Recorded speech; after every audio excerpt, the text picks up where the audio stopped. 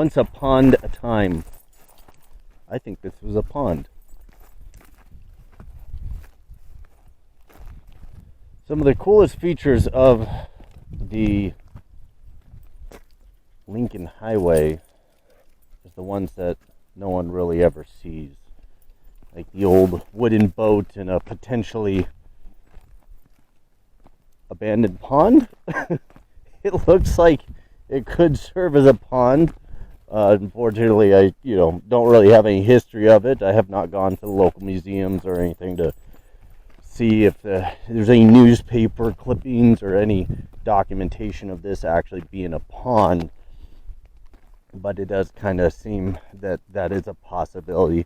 This unfortunately also seems to be a dumping ground for some people. There's a lot of trash out here, especially tires, Saturn engines. There are some Saturn engines hanging out here, which obviously are not as old as the Lincoln Highway was. But this old wooden boat has been here for quite a while, and it is still just hanging out. Some pretty cool craftsmanship.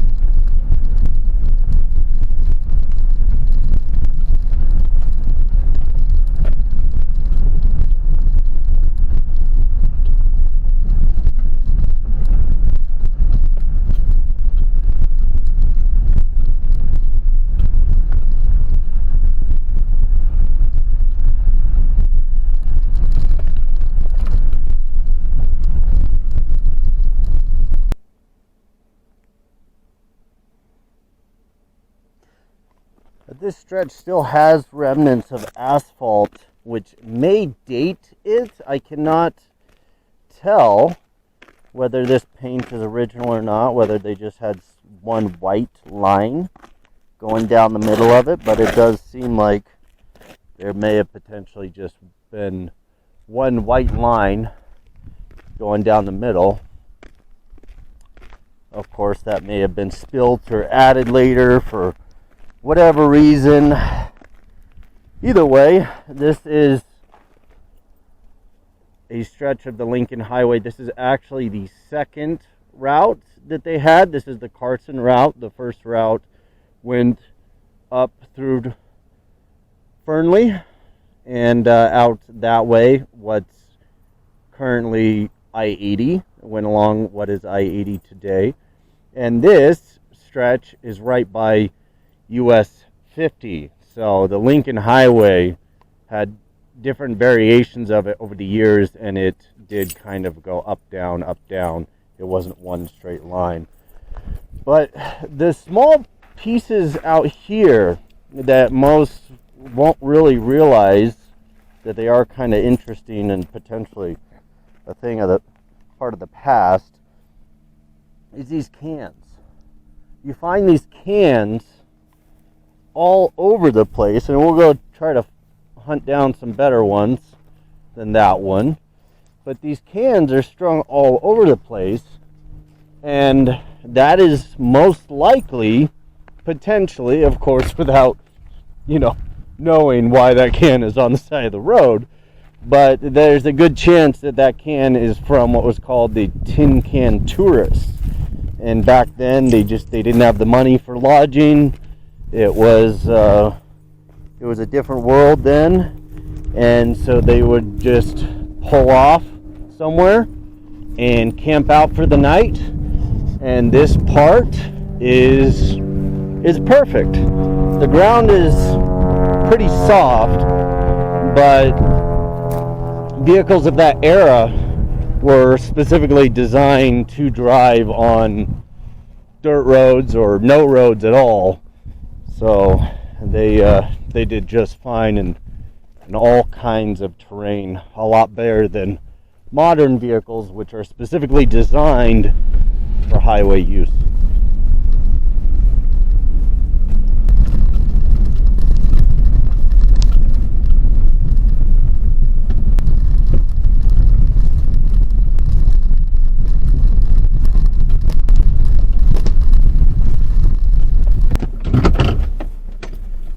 Here they are, Saturn engines out of a Model T Ford left behind by the Tin Can Tours. No, I'm just joking. There was no Saturn engines in Model T Fords. They had Ford engines. And I don't believe there was a Saturn at that point. But this is someone's dumping ground. I know my neighbor has some Saturns, and he has a bunch of junk vehicles in and out of there all the time. He may know something about it. I'm not quite sure. But it is unfortunate that people feel the need to do stuff like that, other than just taking it to a wrecking yard or, somewhere else. I'll put that to rest. Another cool feature about this stretch of Nevada, this area, and again, I'm on the Lincoln Highway, is really rocky. So it may be harder today with how out of control laws have gotten and building codes and stuff like that. But at one point, it would have potentially been a lot easier to come out here and buy a lot, or in the days of homesteading, just come and pitch a tent by your wagon or whatever you want to do until you can build a home. But the building material is all basically here. There's plenty of stone structures out here that are made of rock.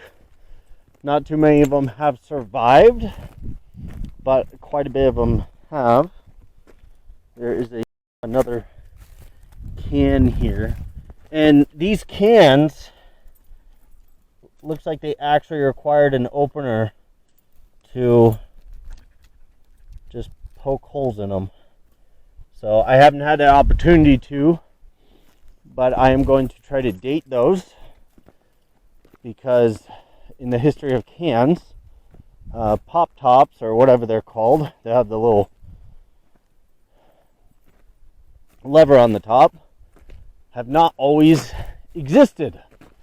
At one point, if you wanted to open a can, you either had to take off the entire top or just poke a couple holes in it, one for air to go in and one for the liquid to come out.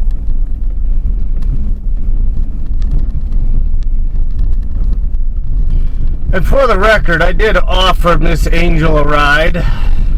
She prefers to lead the way.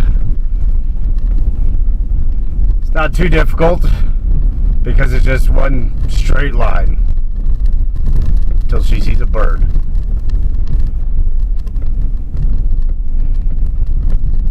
Now, funny thing, before I actually moved out here, this house on the left here, which seems to be completely off the grid, I was looking at that house, and it was extremely cheap for a huge lot, two-story building, and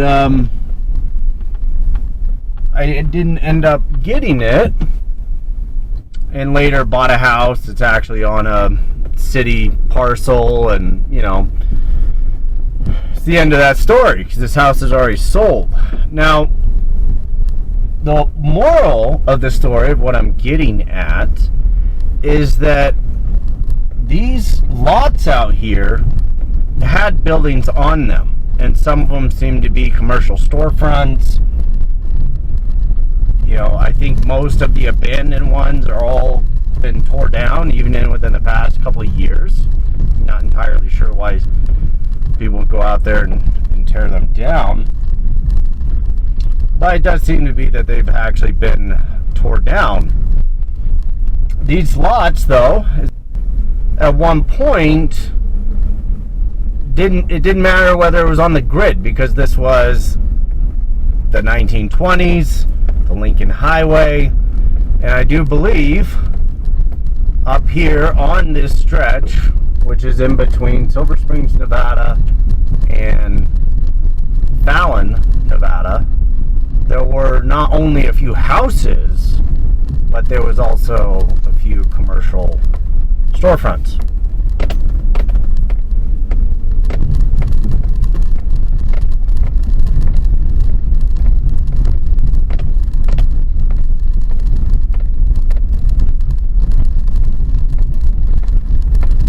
This is some of the abandoned structures right here. This is the one that I think was a commercial storefront, because at one point I did find what appeared to be a sign for a storefront.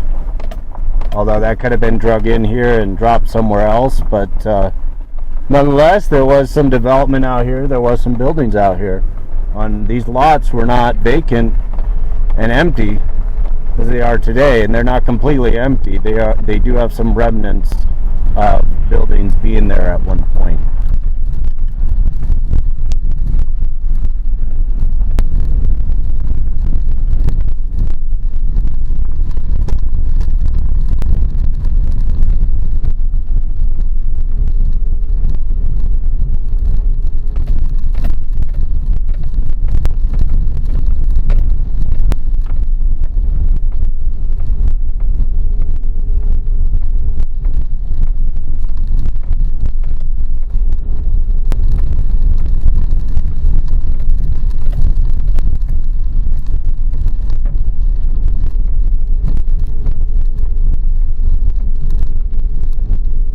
Now, I've not looked up when this dam was actually built, but that is a dam this on the Lahontan Reservoir.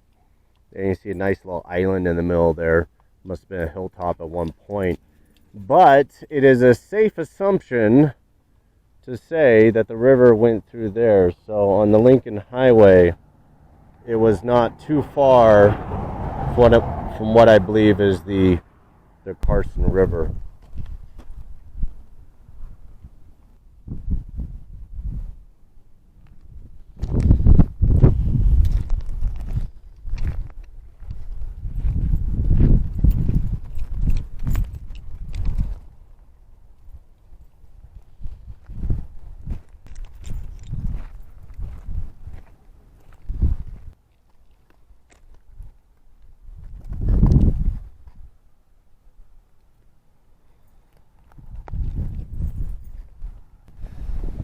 Angel, come here. Come on.